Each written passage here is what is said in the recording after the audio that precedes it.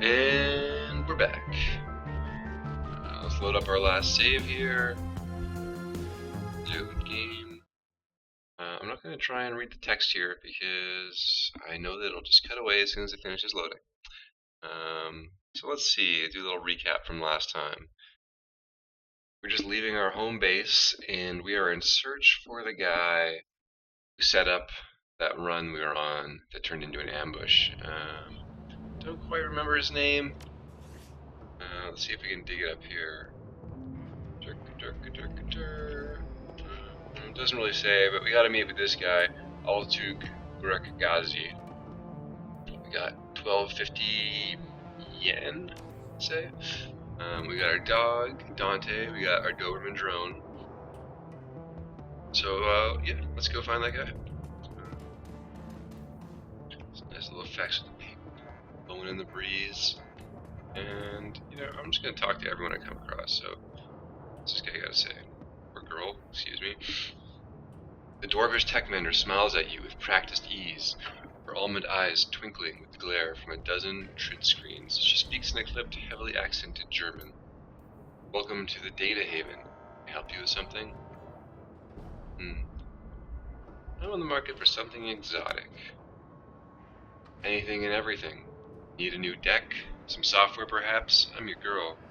She taps a painted fingernail against the molded plastic of her data jack. Maybe you're a rigger, like I am. Perhaps I could interest you in a new drone or two? Actually, that sounds pretty perfect. I could use a drone. Alright, this is our first shopping experience, I guess.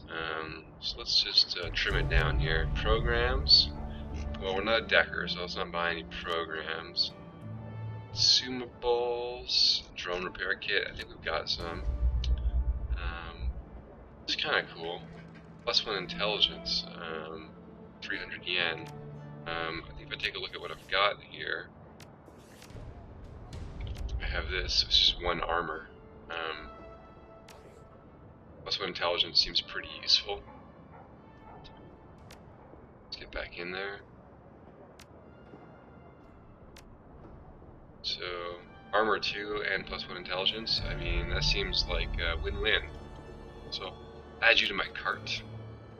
Still got some money to play with. See, we got 2 Class B drones and a Class C drone. These guys are kind of out of my price range. A medic and a hover drone and smoker. Seems kind of cool. I don't really need these decks. I don't think I'm gonna be like multitasking and decking. One thing I want to check before I buy the smoker is can I support 2 drones? I feel like I can, but let me just check my karma.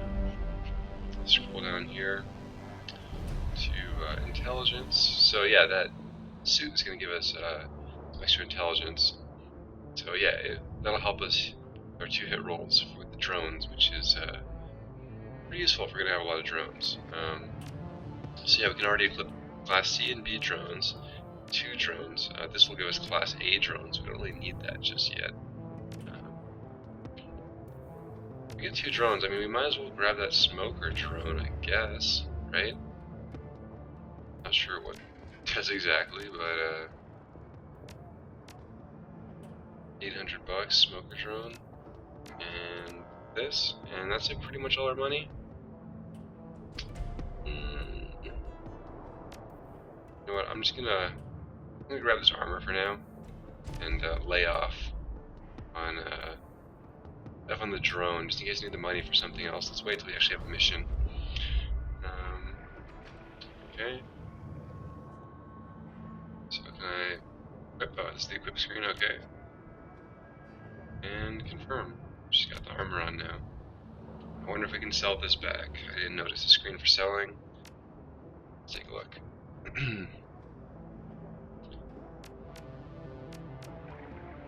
Don't see a few stash sell items. About 25 bucks. Sure. Seems like trash. Alright. Our first purchase. Where are we off to next? Talismonger's shop. There's a couple of dudes chilling over here.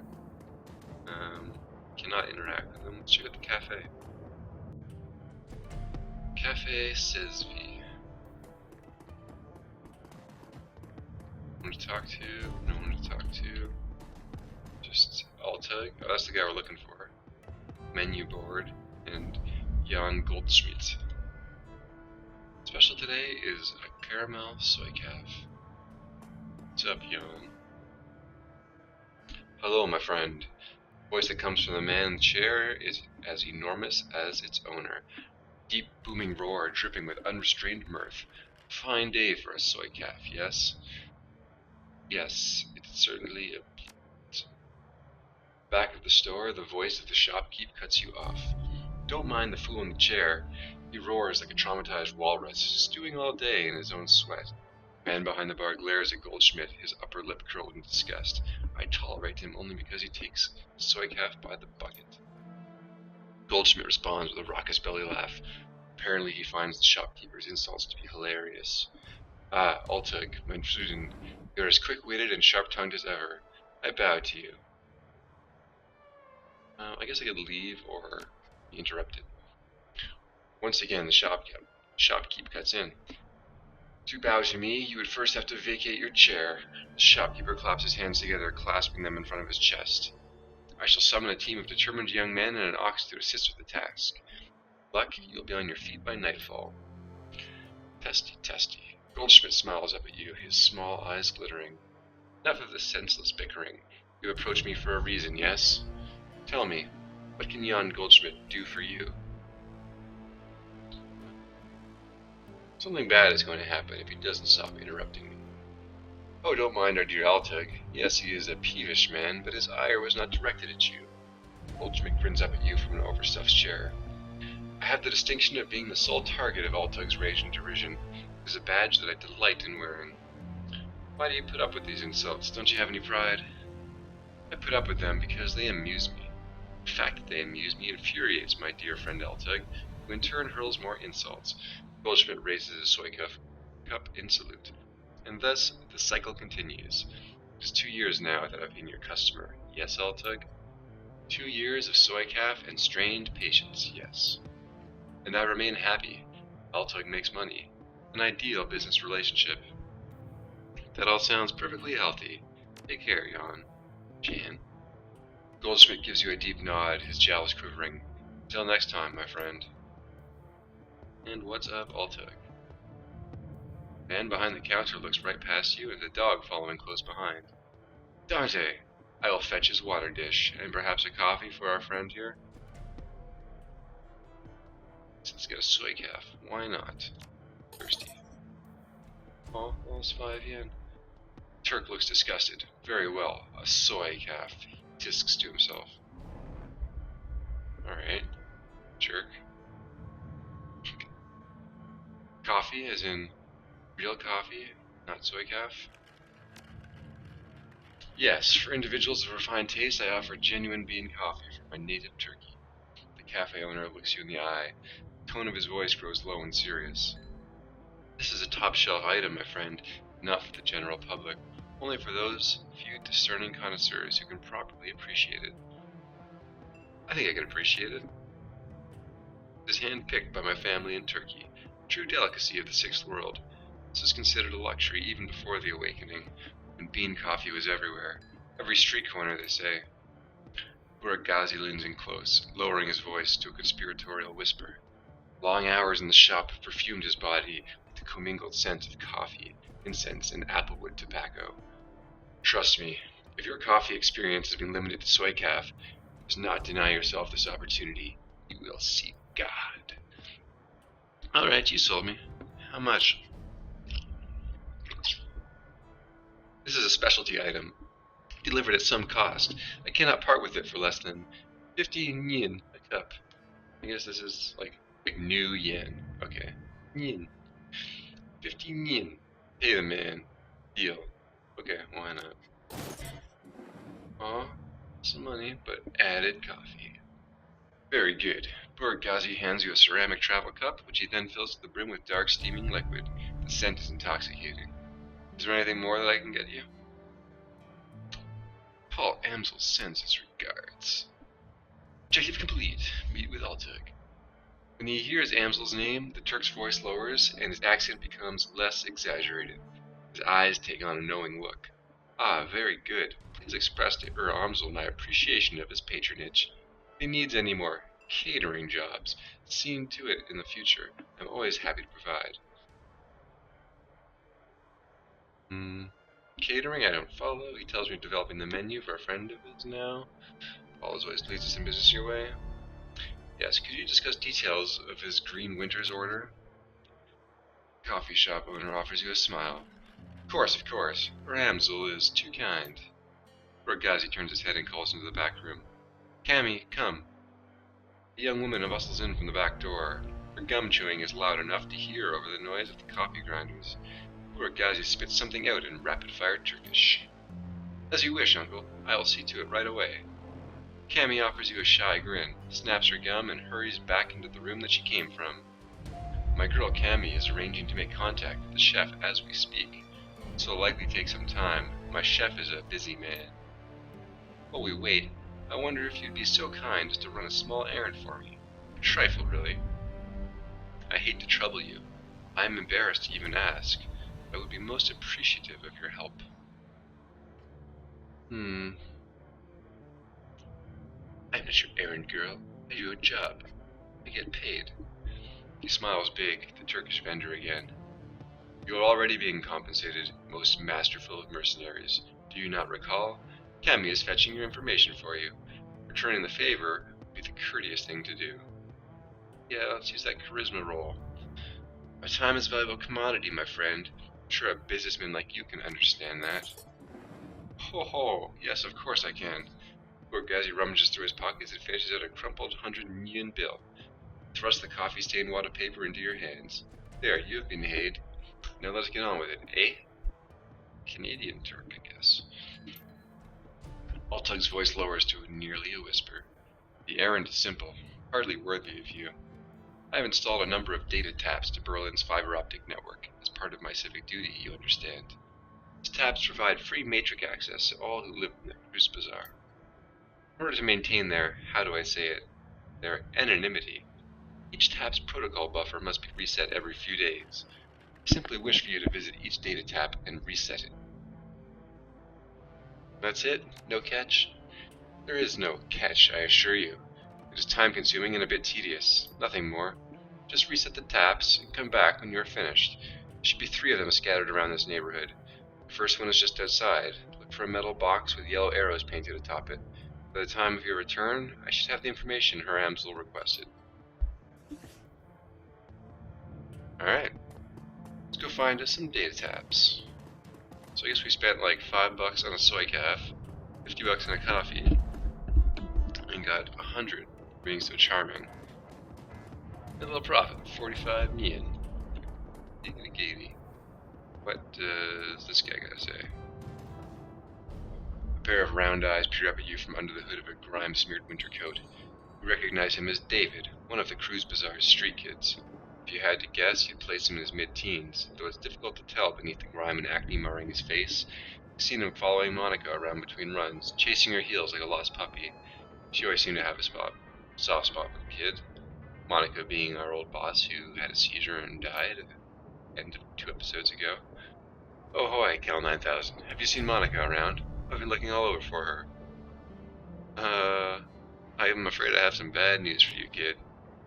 The kid blinks, a blank expression on his face. She's dead, isn't she? Sorry, kid. We all are. Yeah, look, I think I want to be alone right now. Maybe I should have been a little more sensitive child. Here's the data tap. 1 down. 1 of 3. Okay. Talismonger shop. I'm gonna say this is like a shop for a shaman. Let's find out. Looks pretty cool actually. I like the design in here.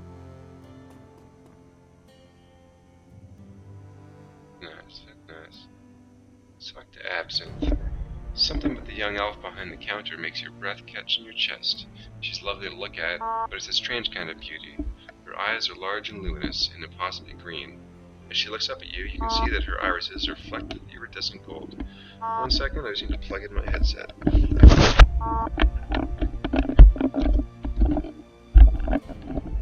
Alright, there we go. I think we're all good now. Let's continue.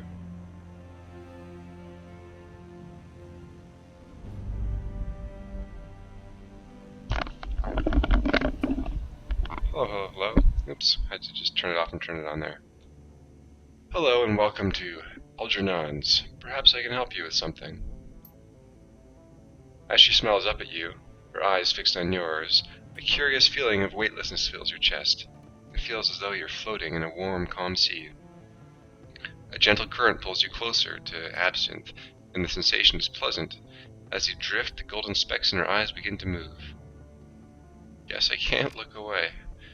The golden specks in the elf's eyes shift and swirl, slowly picking up speed. It's mesmerizing. All at once, the specks explode into light and color. The Absinthe eyes now fill your field of vision, and it feels as if you're drowning in an alien sea. The patterns traced by the shimmering specks in her eyes are kaleidoscopic, enchanting, nearly impossible to turn away from. Yourself, you are lost. Your entire world has been reduced to a churning vortex of green and gold. Dimly, you become aware that something is happening. You feel your body being buffeted by unseen forces, and suddenly, everything goes black. Dun, dun, dun. And then it comes back. Slowly and painfully, you struggle your way back to consciousness. The shop's owner, Algernon, is peering down at you, an expression of concern on his face. Absinthe stands beside him, her expression of embarrassment. Welcome back, friend. Algernon extends a hand to help you to your feet. Absinthe shifts slightly to allow you to stand. What happened? My fault and my apologies. Sometimes when I daydream, I bring others along for the ride. It was unintentional, yes. There was no harm done, correct? You'll be fine. No harm done. If you'll excuse me, I'm going to stand in the corner for a while. What's up, Algernon? The elf's voice is smooth as silk and rich as clotted cream. Something about him instantly puts you at ease. Greetings, young elf. I am Algernon, half-dream, the owner of this establishment. In my shop, you will find only the finest in magical paraphernalia. Yeah, so I guess it's shaman stuff. Now tell me, how may I serve you? Buy, ask, leave. Let's ask a question. You're in luck. I have a great many answers. Okay. What's the deal with your assistant? Absinthe is a friend, nothing more. She helps out around the shop when the fancy strikes her. She is nobody's assistant, and I am no one's master. But her eyes... He pauses for a moment, considering. I believe that they suit her personality. Now, is there anything else you'd like to know? How long have you been in the Kreuzbasar? I have many stories of dancing spirits and raging dragons, unchecked magic and swarming chaos. All these stories are true. As for the Kreuzbasar, I have always been here, quietly peddling my wares. It's a simple life, but a good one. Now, is there anything else you need to know? What kind of magic do you practice? Personally, the true kind. But I sell goods tailored to all traditions in my shop. We do not discriminate. Let's take a look at what he's got. Weapons. Acid Bolt, Power Bolt. I'm guessing these would be good for Dietrich, our shaman, who's not with us. It's kind of nice armor. Spells. I don't think I can use any of this. We did consume a Force 2 air elemental fetish in our last run. Those are kind of expensive, 400. It's a Force 1 here. So I don't really need that yet. Well, we'll just remember that this is here and come back. Absinthe keeps her eyes hidden from view. Please excuse me, I have work to do.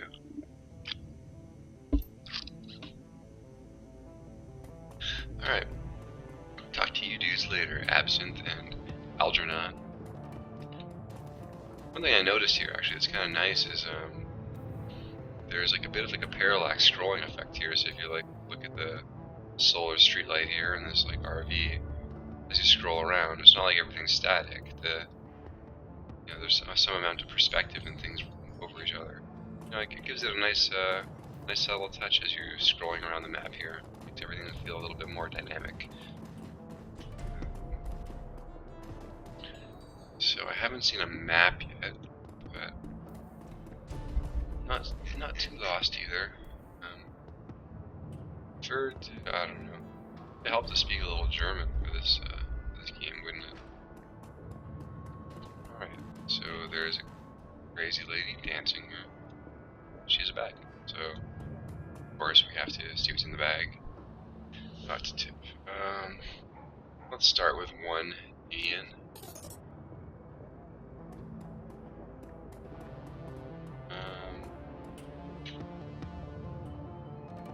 Looks like that's it. I didn't really notice any change. Maybe I should have done 5. I figured I could do 1 and then do 5. But what you gonna do? Take a little peek in the subway? Can't go on the tracks. Can't go on the cars. Go anywhere. Alright. I'm sure this will have a purpose at some point. Can't really talk to any of these guys over here, so let's sort of just proceed along the bottom edge down here. The sign says, "You are leaving controlled sector." Doesn't look like I can get down here.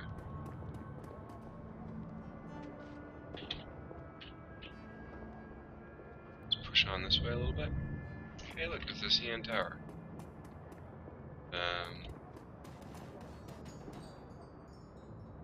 Let's do Gunnery Medpack.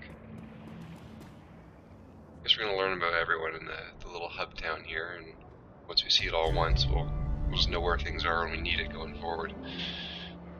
The Romani Patriarch is an impressive figure, an enormous man in his late 60s, burly and broad-chested despite his age. His voice is deep and resonant, and his breath is heavy with the stench of pipe tobacco. Davin Boxtail, Elf. You're here to conduct some business? If so, I welcome you to Mechback Arms and Ammunition. If not, keep right on walking.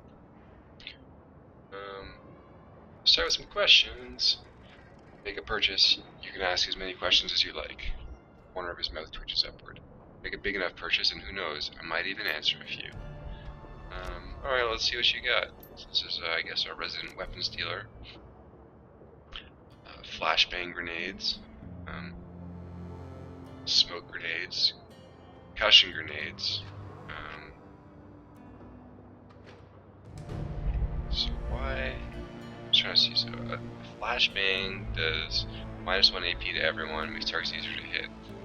Concussion grenade is -1 AP to everyone hit, but it doesn't make them easier to hit. So it seems like a flashbang is always better.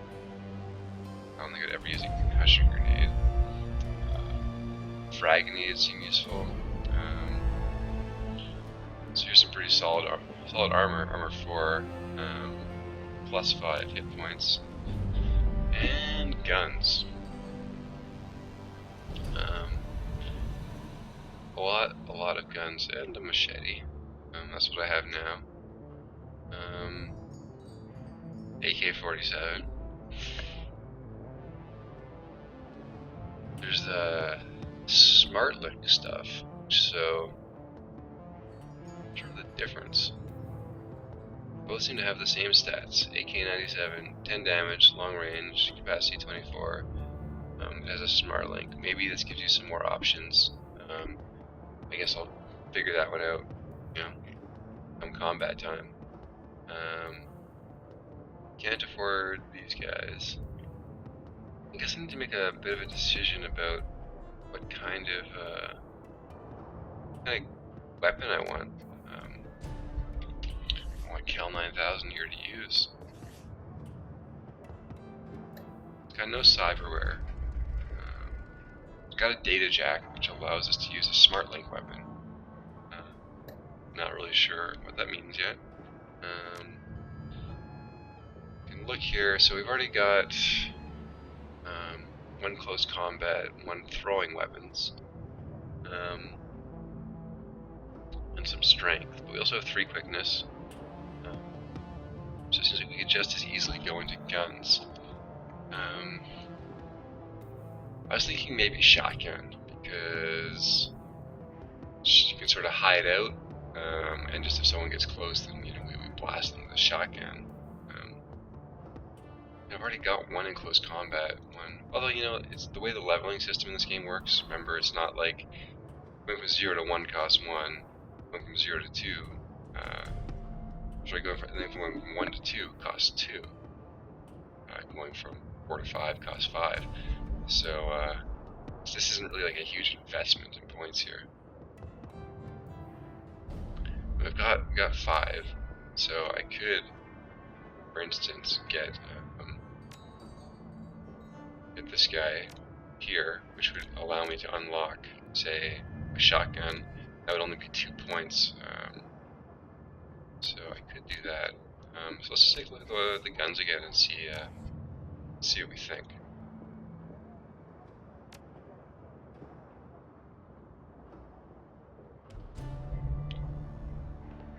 Let's just do some business for now.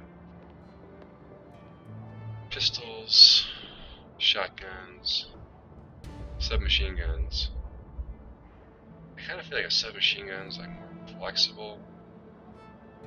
Look at that. 12 damage, short range. Seems alright. Such a tough decision. Where's the Uzis and there's handguns and what's this stuff up here? Fancy looking. A taser. Pistols. As far as there's some rifles here. Grenade launcher. Launcher, I don't even know what type of weapon that falls under. I guess I should filter my weapons. Then we've got a machete. We could upgrade to a katana. But I mean, really, like, they just don't seem nearly as great as guns.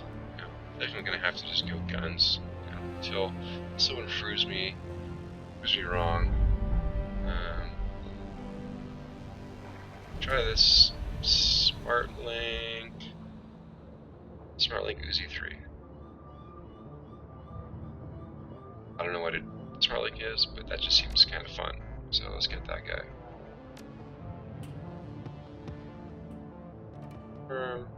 Can't equip it yet, but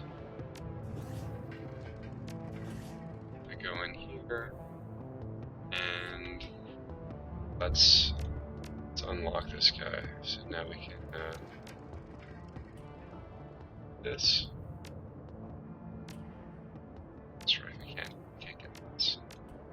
We got 3 points left. What else would we want to get at this point? Weapons? No. So low power, no. So I guess we'll just save it till our next level up, but at least we should be able to equip our Uzi now. Somehow. Huh.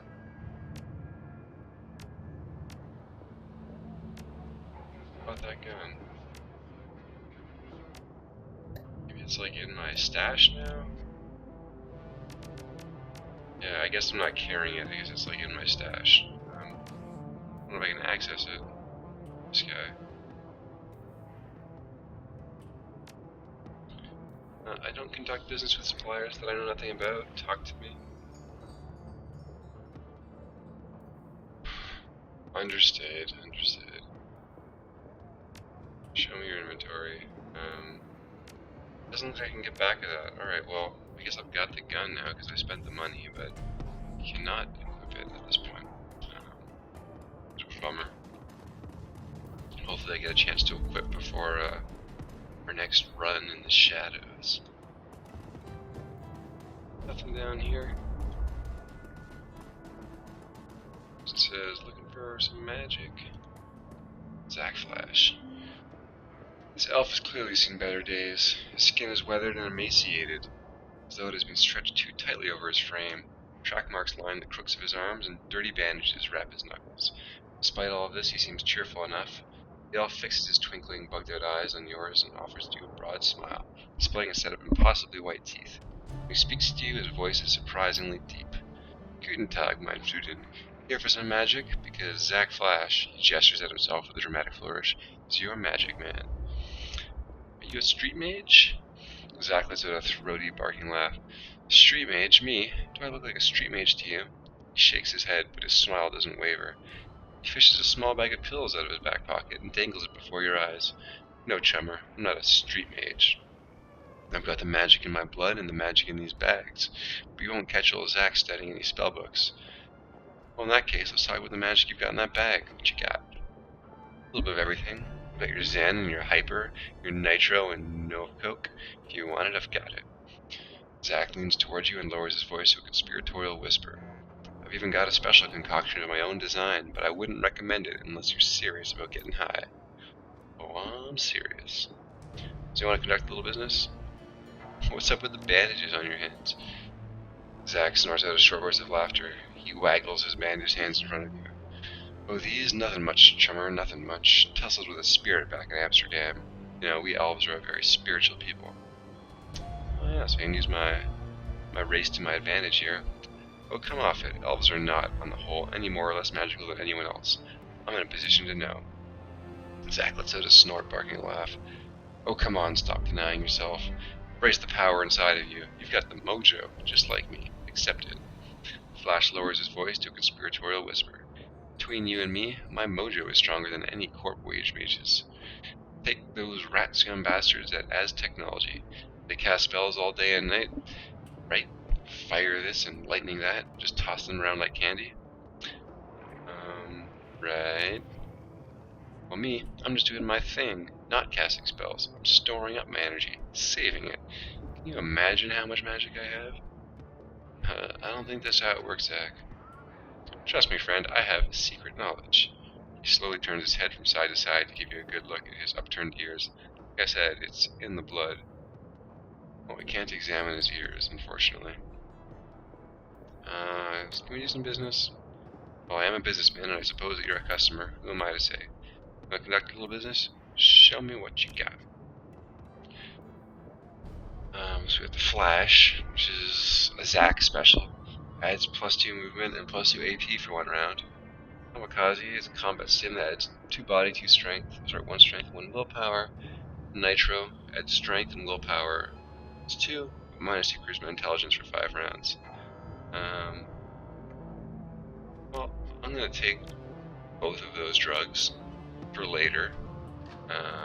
Thank you very much. Oh, and now I can. Yes, now I can equip my Uzi. Awesome. With Smart Link System, which I don't know what it does, and the deal with the special concoctions. Flash's grin broadens even further. His mouth is disturbingly large. There's something menacing about the sight of those 2 white teeth. This is the real deal, chummer. Proprietary blend, designed and delivered by yours truly. Pharmaceutical-grade kamikaze cut with genuine spirit residue from the deer, and then mixed with my secret blend of herbs and spices. He produces a small packet filled with iridescent purple granules from the pocket of his dirty jeans. Wanna get high? Buy some Nova Coke and throw yourself a party. But if you want to soar, you got yourself some Flash. Gotta conduct a little business? Show me what you got. Okay, well, stand it up in the same store menu. I don't have that kind of dough, so maybe later. Flash, or Zack Flash. That's cool, they have bike locks in the future. Glad to see that. There's a data tab number 2. Buffer reset. So, cybernetic store here.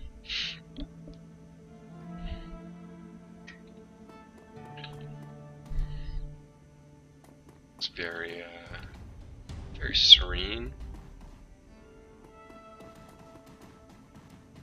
Professional looking environment. I haven't seen any lockpicking skills, so I guess the only way through there is to negotiate with this dude. As you approach the elf, you notice that he's in mid-conversation. His lips move rapidly and his voice comes out in a low, quiet tone. A glossy plastic shell of a high-grade comlink glints on his wrist. Listen in on his conversation. Doing your best to look uninterested, you lean in slightly and strain your ears. You find that you can make out the doctor's end of the conversation. No, the price I'm quoting you is more than fair. Well below market value, in fact. If you can't pay it, that's your problem. Yes, I know that the price has gone up. This is a seller's market. Well then, you'll just have to find the money or go without. I'm sorry, but I have to go. I have a patient. He presses a button on his comlink and looks up at you, $1 million smile on his face. Sorry about the wait, my friend. Welcome to Triage Cyber Clinic.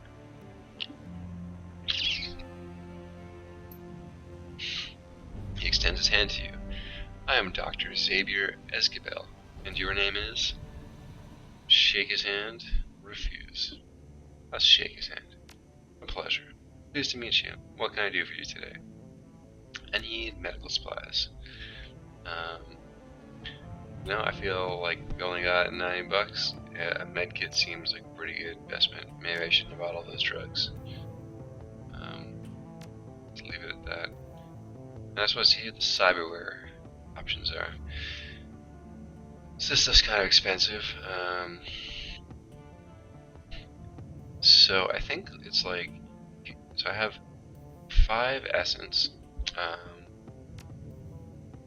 and things have, I don't even know if I can sell things. I guess not. So I have 5 essence, and things have like an essence cost, and obviously a financial cost. But I guess it's like you can't go below 0, so there's like a limit to the augmentations. So this one, you know, has a very high essence cost. So there's less of an essence cost, but more money. So it's probably a bit of a trade-off you're making. What do we have like for eyes? Data jack. Oh, so you just get a data jack, which lets you do hacking or be control drones. This one adds 3% to hit. I mean, not bad, but for 750, that seems like kind of a ripoff. +1 armor, +1 body, 6 hit points. That seems kind of nice, actually. Another data jack. Same thing. I guess right leg, left leg doesn't make a difference. 8 HP and 1 quickness. That's pretty nice, but that's probably why it's 2,000 smackaroos. Talk later, dude. Maybe when I've got some actual cash to spend.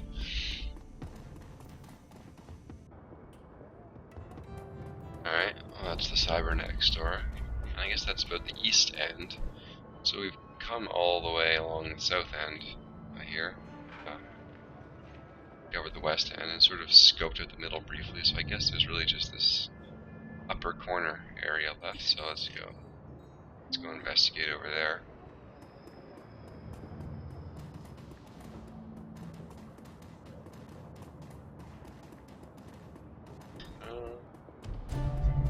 I'm not seeing anyone to talk to here. There's Simi. What's up, Simi? Warming herself in the dim lights of a dying street lamp is a waif of a girl who looks far too worn for her years. Mother Superior, she says there'll be 7 for me to care for. I need to see them. You're as high as a kite, aren't you? We could fly kites. I should ask the Mother Superior. She says I am to be governess to the children. You notice the chipjack poking up beneath the young woman's unruly hair. The vacant look in her eyes marks her as a likely BTL junkie. Lost between reality and any number of better-than-life virtual constructs. I need money to get back to them. Look, do you know Monica? Monica, is she one of the sisters of the Abbey? No, wait, Monica. A flicker of recognition fights through the haze in the young woman's eyes. Yes, Monica, she's good to me. Brings me food to eat and tea to drink. I gave that kid the bad news. Didn't work out so well, so let's be a little more diplomatic here. Despite the woman's persistent delirium, she seems to glean meaning from your tone. She died? Sorry, she did. The girl grips her head with claw-like hands, tugging at her hair as if she might pull her brain out through her skull.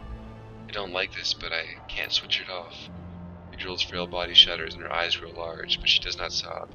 Instead she smiles, a sad smile, which looks to have been worn all too often. She'll go to heaven, she told me. There's a place for good people, stillborn babies, and childhood pets. She was a good person. The girl then begins to mumble to herself while fingering the hair that covers the jack in her head. This story sounds familiar. Captain Von Trapp is very well known and respected. The poor dear lost his wife and the children their mother. A child should not be without a mother, and a mother should not be without a child. You seen the captain? Go and step away now. Yes, good. I need to rejoin the children. So I guess she's kind of hooked on these BTL better-than-life simulations. So I'll leave her to that. Well, I'm hooked in my better-than-life simulation called Shadowrun. Dragonfall Director's Cut.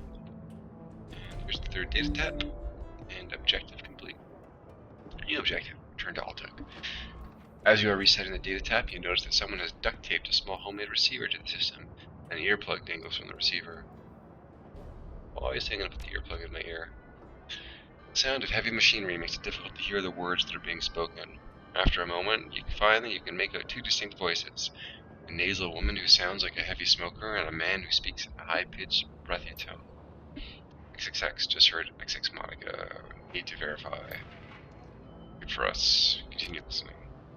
The sound like a conveyor belt starting adds to the noise of machinery, and you can't make out anything else until it comes to a stop a minute later. Think of our next step. Wait, isn't ready to make a move yet. To be patient. See who steps up. Could be someone more. More conveyor belt starts up, all you can hear is the sound of machinery. Some sort of motorized vehicle starts up, drowning out everything else. The bell rings loudly again. Your telephone. You hear the sound of a door slamming shut, and the noise of machinery is suddenly muffled. There's a rattle of plastic and the ringing stops. The nasal woman's voice can be heard again in a sing-song tone. Guten Tag, how may I help you? Silence. Her tone changes, becomes more businesslike. I heard. Silence. Yes, he knows. I told him it wasn't time to make a move yet. Silence. What do you think I am, an idiot? The council needs to meet again. Silence. I know, getting everyone in the same room is challenging. Getting them to agree on a course of action is going to be even more challenging. From my perspective, the Kreuzbasar was only stable because of her. If she really is out of the way, well, we'll see, won't we? Silence. Yeah, I know. What can I say? Things go slow in the flux sometimes. You hear the sound of a door opening again, and the cacophony of machinery fills the line. You can't make out anything more. Just walk away, man. Statue. Interesting statue. The bizarre monument towers before you. At the top of the pedestal, the form of an angel stands, its outstretched wings looming over the small park. But the material is strange and uneven, giving the statue a cold, Frankenstein-esque appearance. It appears that the artist has welded this monument together from various metal scraps and pieces of junk. As you approach, a small grimy monitor at the base of the statue flickers dimly to life. The grainy face of a smug young orc appears on screen. Hello there, I'm Herbert Kunzel, the creator of this monument. Would you like to know? Statue name. It's my tribute to victory, the victory of anarchy. There's both a citation and parody of the statue we destroyed some 20 years ago. You may remember it from the history as the Sigusal or Gold Else. Isn't it obvious? The Sigusal, a monument to the hubris of the Prussian state, gets blown to bits. Someone takes a lot of bits and built a monument to the hubris of anarchy. I mean, what more is there to say about the artist? I'm the visionary, Herbert Kunzel, from the Linformer. You might know me from. Okay, well, there isn't much to know me from yet, but I intend to change that. All art is born from misery, after all. Very informative. And let's answer the ringing phone. Maybe we'll jump into the Matrix. It's an old, obsolete phone booth. Pick up the receiver. Monotone pitch suggested voice begins speaking almost immediately. Wow. The Shockwell and Reiter's contact for this keys is no more. Cal 9000 is listed as a follow-up contact. This is our only secured line to this keys. Please listen to the following instructions carefully if you are a supporter of our cause. Continue listening. We have phone booths in strategic locations throughout the city. Within each one, you may find a requested post for specific information. If you can obtain a copy of this information, return here and submit it via the port below the receiver. We'll verify the authenticity of the information remotely, and post an undoctored copy of it onto the Matrix ourselves. It is our stated goal for this information to remain free to all. However, we'll be compensated for sought-after information returned to this location. Sweet. Well, we do have that information about the antique shipment in Seattle. Alright. Guess they're not interested in that yet. Nothing to be done there.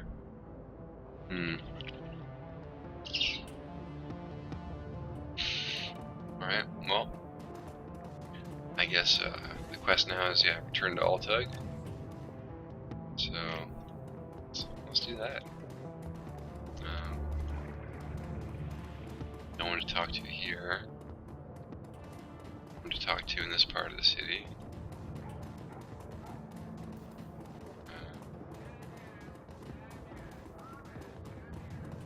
Yeah, nothing. This is where I started. This is the safe house. It's this guy. Let's take a quick peek in the subway. We'll talk to this guy, and then we'll go back to Altec. And then that'll probably be a pretty good time to wrap things up. These guys gotta say. At the sound of your approach, the orc turns to face you. He wears a severe expression, but there is a kindness in his eyes. Guten Tag, Elf. Can I help you with something? I couldn't help overhearing your conversation. I think you run a charity of some sort? He nods. Yes, it isn't much, but we do what we can. Such as, give me specifics. He clears his throat and begins to count off in his fingers. In the past several years, I've established a shelter where the dispossessed can sleep, a soup kitchen to feed the hungry, and a library for the people of the Kreuzbasar to better themselves. It isn't much, I admit, but it's a start. A good start, Samuel. You mustn't be so hard on yourself. There are limits to what one man, even a determined man, can accomplish. This is true. He nods to the orc at his side. Thankfully, some of the residents that I've helped over the years have come back around to help me. I've got 15 assorted orcs and trolls from all around the Kreuzbasar working with me now. To help me man the soup line, stock the library shelves, and to do all of the hundreds of other little things that a community organization needs done every day. These extraordinary individuals are living proof what we do here has value. They are my inspiration to continue. She beams at the compliment. From her body language, it's clear that she idolizes Beckenbauer. Now, do you have any more questions? If not, I will bid you good day. I don't wish to sound self-important or rude. There are many pressing matters that demand my time. 15 assorted orcs and trolls. Does that mean other races aren't welcome within your organization? That's taking a rather narrow view of what we do. Yes, it is true that my assistants are all members of the goblinoid races. It is also true that before they accepted my help, they were thieves, gangers, and deadbeats. This is not because they were bad people. This is because those of us with goblinoid traits are feared, mistreated, and denied gainful employment by a society that hates us. I hire only goblinoids because mainstream human society has created a need for me to hire only goblinoids. The orcs and trolls of the Kreuzbasar deserve a workplace where they'll be treated with dignity and respect. All that being said, our services are available to all. Wouldn't turn a desperate person away, regardless of that person's metatype. Even humans, the most privileged of all races, are welcome at our door. That was most important. I agree with what you're doing here. Reserve judgment, or I'll be very judgmental. Please judgmental. Your use of exclusionary language is telling. Even humans are allowed? Please, my friend, he shakes his head. Don't make this into something it isn't. Who the hell are you to question Samuel? What have you done for the Kreuzbasar? Hey, I found 3 data taps, alright? No, there are more important things to do than argue about this. He nods at you. I'm sure that her heart is in the right place. Now please, friend, there are many tasks that demand my attention. Is there something more that you need, or shall I bid you adieu? Your organization. Are you accepting donations? Yes, of course. We're actually desperate for them, truth be told. People seem much more intent on taking care of themselves than they are on providing for the less fortunate. Of course, these concepts are not unrelated. As poverty rates increase, so does the crime rate. Assisting the needy increases the quality of life for all. In the event our shelter has some basic needs that desperately need to be filled, walls are not insulated, and new blankets would go a long way toward keeping our guests healthy and comfortable. Ideally, we'd like to purchase some space heaters as well. 250 yuan, we could make this purchase. Whatever you could spare would be most appreciated. Well, those are the last 10 bucks, buddy. Gratefully accepts your donation. With this contribution, we now have $10 saved towards our $250 goal. I guess I'll come back later when I've got some money. Very well, my friend. Thanks again for your help. If you see anyone in need, be sure to send them our way. We'll do whatever we can to make their lives better. We'll talk about something else later. Then there's this guy. Oh, weird. Before you stands a troll. It goes a stretch to say he is standing at all. His great mass is barely held upright by two vintage prosthetic legs, along with a crutch under one arm. His body clicks and hums with every shift of his weight. Despite these disabilities, his eyes are sharp and calculating. I know you. Haven't been here long. New to the Kreuzbasar then. Heard Monica had some fresh meat in her stable. Something you should know about Monica. She's dead, Jim. As you know. It was written all over your face. I had a feeling. Besides, Monica always comes around after I run to check on everybody. She's long overdue. Now here you are in her place. So she's either severely wounded or outright dead. Which is it? You lost her. The grizzled troll nods grimly. Servos in his prosthetics complain as he gets loose. Heavy sigh. Now that is a shame. She was a hell of a runner, that one. A good friend. Cal 9000, by the way. Nice to meet you. Name's Alexei Lane. What's your place in the Kreuzbasar? No place really, just an old relic rusting away. I'll you to it then, buddy. Alright, well I think we've seen everyone and talked to everyone and clicked everything that there is to click in this little hub world. So let's go and see if we can wrap up this quest. Take it from there. What's up, Altug? Altug smiles at you from behind the counter. Welcome back, honored Effendim. How may I serve you? Finished with your little trifle. Oh, very good. I assume you had no difficulties? One of the taps had been modified a bit, though. Someone was using it as a surveillance device. Laughs. Of course they were. I'd be surprised if they weren't. This is Berlin, after all. In Flux, everyone spies. If you do not spy, how will you know who's in power and who will be in power next? If you were to stay here, Effendim, you must get used to it. Who enters the Turkish bath will sweat, as my uncle Tademir always says. Nevertheless, I shall have one of my people look into it. Wait, there's more. I listened in on the tap and heard something. Might be important. He eyes you closely, amused. Oh ho, tell me, O listener at keyholes, what did you hear on this surveillance tap you found? I couldn't make out much. A nasal woman and a high-pitched man. They seemed pleased Monica was out of the picture. The Turk's face falls. News travels fast in Berlin. These two are known to me. Is there more? The woman got a call. She talked about a council meeting tonight to decide if they should make a move, and she was drowned out by heavy machinery. He nods grimly. Most excellent. It is indeed fortuitous that you discovered this information, though it is not unexpected. I'll have one of my people attend this council meeting and report back. Yeah, let me know what happens, man. With that out of the way, let us return to our pressing business. Barks a stream of rapid-fire Turkish, and the gum-chewing young woman comes hurrying out to the counter. The menu for her Amzlong, uncle. Cammy hands you a folded piece of paper. Inside is a memory stick. Please extend my consolations to him. The death of Fräulein Schaefer must have hit him hard. Burakazi gives Cammy a small nod, and she hurries out of the room. When she is gone, he returns his attention to you. Please express my condolences as well. I only just heard the news. Monica was an important part of this community. He frowns. Few knew how important.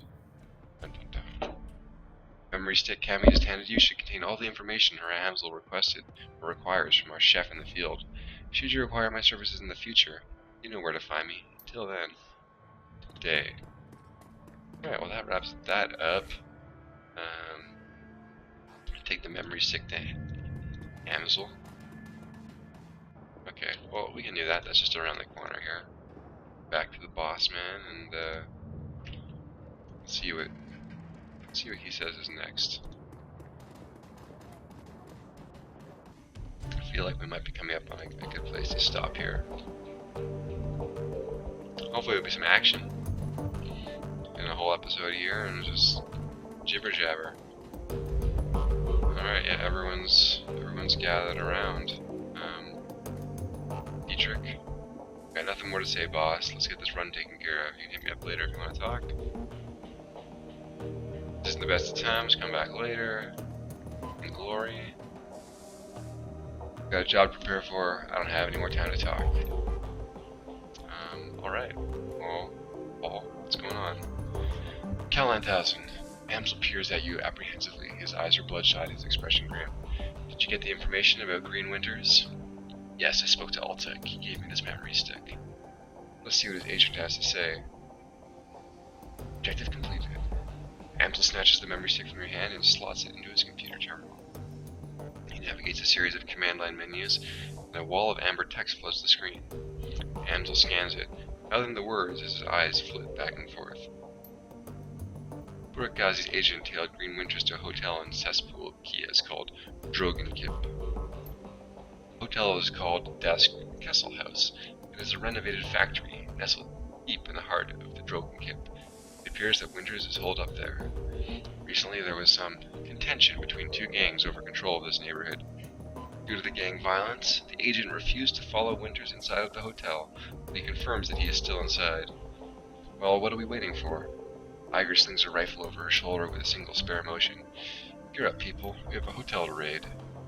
Lori and Dietrich pause, exchange looks to fall. Just a moment, Iger. Amsel rises from his chair, drawing himself to full height.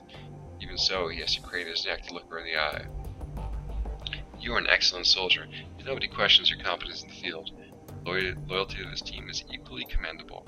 That said, we believe that Cal 9000 is the right choice to lead the team. There is a long pause before Iger speaks. When she does, her voice comes out dull and flat. But don't mistake this decision for a reprimand. Monica considered your contributions to the team to be invaluable. But we all know that she wasn't comfortable putting a soldier in charge. Iger speaks through clenched teeth. Her words are measured, but her expression is livid. This is unbelievable. You want to put the rookie in charge? Again? She shakes her head. Don't you people learn from your mistakes? Cal 9000 is the reason we're still alive, Iger. She kept us together. She let us out of here in one piece. Making her your #1 girl? She sounds tired, resigned, but above all disappointed. This is more of your flux state idiocy at work, isn't it? Dietrich reaches out, puts his hand on her shoulder. It's what Monica believed in. Iger's voice tightens. For a moment, her control slips and her face contorts in grief. Yeah, and look where that got her. She straightens to her full height. Let me give you a piece of advice. In the field, only two things matter: the mission and survival. Everything else is a distraction. Your ridiculous politics have no place on a Shadowrun. Dietrich manages to smile. What can I say? We're German. We have a history of strong political views. Iger sighs. The tone of resignation returns to her voice. Screw it. Let's put an end to this. I've got the skill and experience to lead this team. Cal 9000, on the other hand, was appointed by Monica as a joke. If you'd rather she take the lead, I'll abide by that, but I want to hear each of you say it. They already have. You just weren't listening. You stay out of this. She stabs an arm and finger into your chest, hard. The moment she raises her hand to you, Dante's ears lay back and he lets out a low growl. Reflexively, she takes a half step back. I think we've heard what Dante has to say. As for my part, Cal 9000 saved our lives back there. You may not believe it, but she did. The way I see it, that means I follow her lead in a while longer. Lori's voice is uncharacteristically gentle. I trust in Monica's judgment. Therefore, I trust in Cal 9000's judgment. The discussion is finished, Iger. Amsel speaks softly, but his tone is firm. Cal 9000 will take Monica's place as the leader of this team. You should grab me a soy calf, Iger. Nah, I won't be that mean. I'll do whatever it takes to keep this team and Monica's legacy alive. That includes taking your advice, Iger. Iger gives you a small nod. That's big of you. She looks from Dietrich to Glory to Amsel, finally down at Dante, then she sighs. I don't agree with this decision, but I will respect it. She nods again, more decisively this time. Cal 9000 takes the lead, then. Conversation closed. It's time to move on. We need to focus on chasing down Green Winters. Indeed, I've transferred the information that we've received from Altuk to the computer terminal in the next room. It used to be Monica's personal workstation, Cal 9000. Now it is yours. Monica kept a variety of notes and dossiers on that machine. I would suggest reviewing her notes if you have the time. Ansel turns his attention away from you and back to his computer screen. Good hunting. I will eagerly await your return. I wouldn't suggest driving to Drogenkip. The roads aren't safe. Taking the U-Bahn would be faster anyways. Thanks for the tip, Iger. The U-Bahn it is. Iger nods, then turns to check her equipment. The rest of the group disperses in turn. Okay. You now command a team of Shadowrunners. When traveling to new mission locations, you will be able to choose which members of your team to bring and modify the loadout for the run. When members of your team become permanently incapacitated on a mission, they'll be automatically extracted for emergency medical care. You're patched up and ready for an action the next time you return to your safe house. Avoid this loss of firepower by always carrying some Mona trauma kits in the field. These can be purchased at the street docks office in the Kreuzbasar.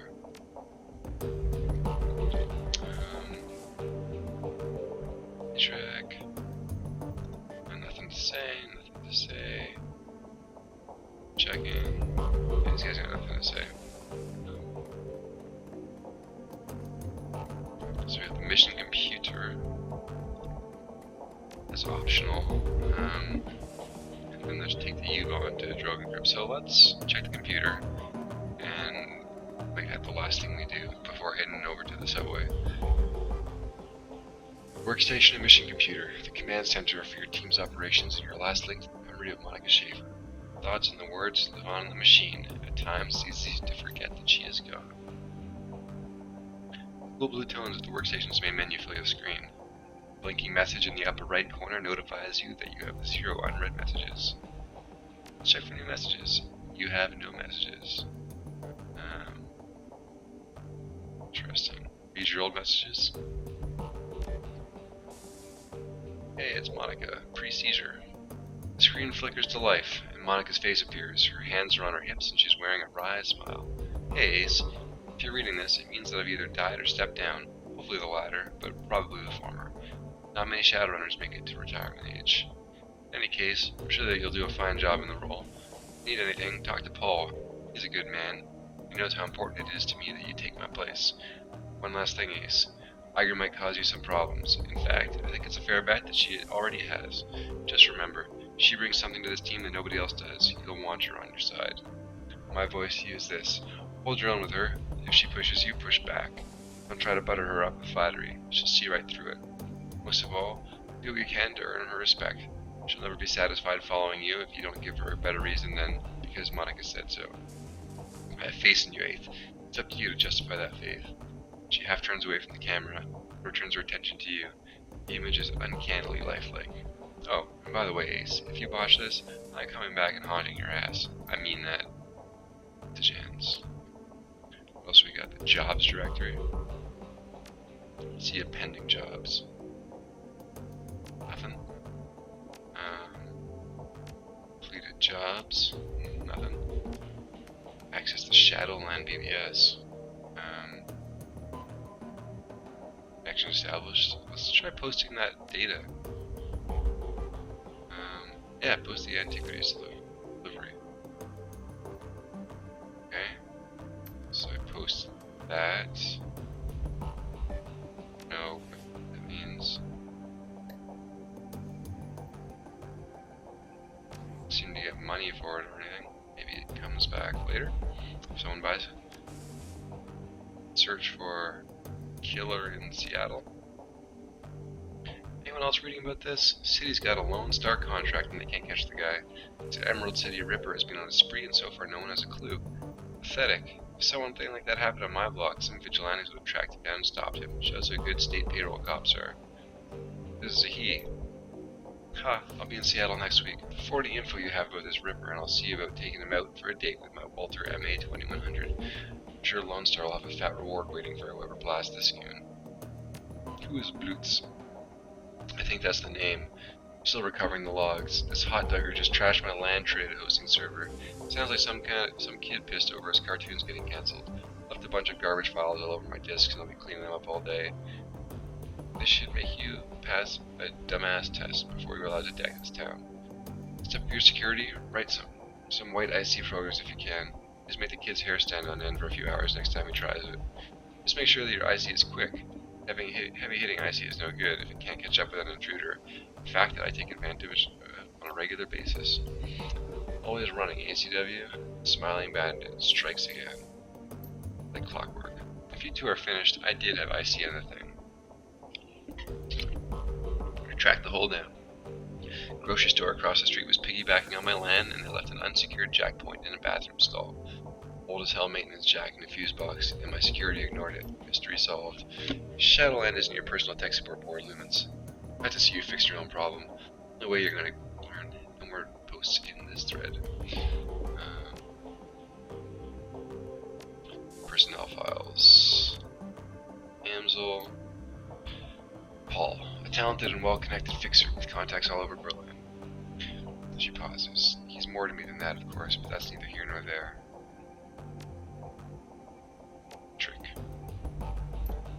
Dietrich, one of my dearest friends and a shaman of tremendous power. Good man to have at your side in a fight. I tend to use Dietrich in a support role. His magic can dramatically bolster the combat effectiveness of a frontline fighter like Iger or Glory.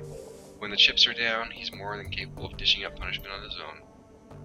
Can't think of much else to say about Dietrich. Just a good, reliable guy. She pauses for a moment. She speaks again. When she speaks again, you can hear a glint of guilt in her voice. He's getting a little long in the tooth for Shadowrunner. I'm not sure how many more years he has ahead of him in this game, but I'll be happy to run with him for as long as he's able. We'll see, I suppose. And then there's Glory. Glory, our damaged enigma. I've known her for almost 5 years now. I don't think that I'll ever really know her. Somehow I doubt anyone will. On an operational level, Glory's solid. That chrome of hers may be old, but it gets the job done. I've seen her take a troll apart with her razor hands, and when her adrenal pump is running, she moves faster than anyone I've ever seen. On top of all that, Glory's a competent field medic. I don't know where she learned medicine, yet another question mark, but she's patched me up at least a dozen times. Between her skill with the medkit and Dietrich's magic, we haven't had much trouble with serious injuries. In our line of work, that's a luxury. That's really all I know about Glory. She keeps to herself, barely talks, and spends most of her off time staring at nothing. I've seen this kind of behavior before, of course. Something bad happened in her past. Deep down, I think she's still running from it. I'm sure that her cyber word ties into it somehow. I don't know. Maybe someday she'll open it up to me. I like to think that she will. We'll see, I suppose. And Iger. Iger, what to say about Iger? She's smart, she's strong, and she's one hell of a soldier. In a close-up fight, I've seen her take apart an entire security team with her shotgun, and she's even more dangerous at range. It's a handy thing, having a trained sniper on the team. All in all, I enjoy one hell of an advantage thanks to her. Unfortunately, there are some disadvantages too. All that military training has left her, how to say it, rigid, I suppose. Unlike the others, Iger isn't content to go with the flow. She wants lists and maps and timetables. She wants a hierarchy, and she wants it formalized. I don't think that she realizes it, but giving her what she wants would destroy this team. Glory and Dietrich wouldn't put up with it for more than a day or two. I know that I wouldn't, but she keeps on pushing, all the same. Monica shakes her head. One of these days, the situation is going to come to a head. I just hope that it doesn't happen soon. And let's learn about us. Cal 9000, my secret weapon. I've run enough with Cal 9000 to know that she's trustworthy. Good in a fight, too. Beyond all of that, it's good just to see her again. There aren't many people left in the old days. Quite a few, and Cal 9000. She smiles. Well, she was always the best of them. She takes a deep breath, then shakes her head with a sigh. God, that was sappy. Mental note. Record this before Cal 9000 gets a chance to see it. At any rate, if anything happens to me, it's good to know that she'll be on my hand to fill my shoes. It's not what Iger would want, but it is what's best for the team. Oof. Alright. Well then. I got my Doberman. I got my doggy. I got my team. Guess the next thing I'll be doing is heading off to the subway. Right. Take the U-Bahn. Yeah. This whole episode has just been a lot of talking.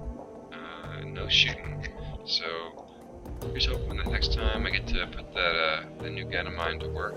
Was it the Smart Link Uzi 3? Put that to work, and yeah, we'll see what happens next time in Chapter 4 of Shadowrun when we take the U-Bahn to Drogenkeep. Alright, thanks for watching. Until next time.